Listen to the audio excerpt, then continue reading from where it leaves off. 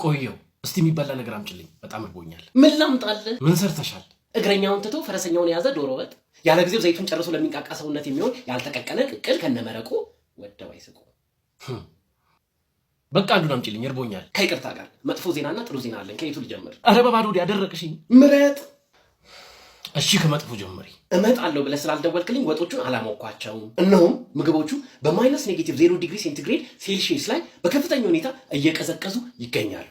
እና ሙቀዋ በድጋሚ መጥፎ ዜና መብራት የለም። ከሰልስ መጥፎ ዜናው እንደቀጠለ ነው። ህዝባር 1.11 እኝክ ከሰሉን ለማክሰል ጊርጊራው ላይ እሳት አንድ እጄ በማናለብኝነት ተነሳስቼ ሳቀጣጥል 10 ሰዓት ላይ የዘውትር ጎረቤታችን አመዳፋሽ ገፈት ቀማሽ ሁለት እግሩን እያማታ ማንደጃ ይዞ መጣ።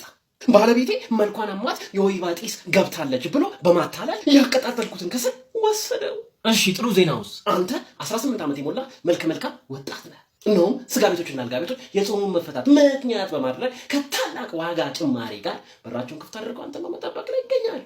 በተያያዘ ዜና ጿሚዎችም በስጋም ሆነ በግብረ ስጋ ጾመ ልጓሙን ለመፍታት በጥድፊያ ላይ እንደሚገኙ አልባሽ አጉራሽ አልሞ ተኳሽ ነግሮናል። አንተም የገጸ በረከቱ ተካፋይ እንድትሆን ገንዘብን ሳሳሳ ከኪስ መዥረጥ አድርጋ አውጥተህ አዘህ ከፍለህ መብላት ትችላለህ።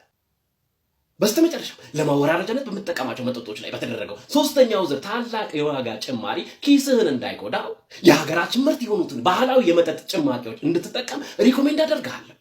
አቺና ቦዛ ጨዋታን የሚያዋዛ አትሙ ፈዛዛ ሞዛዛ ማለት ነበረብህ የኔ ሞናሊዛ።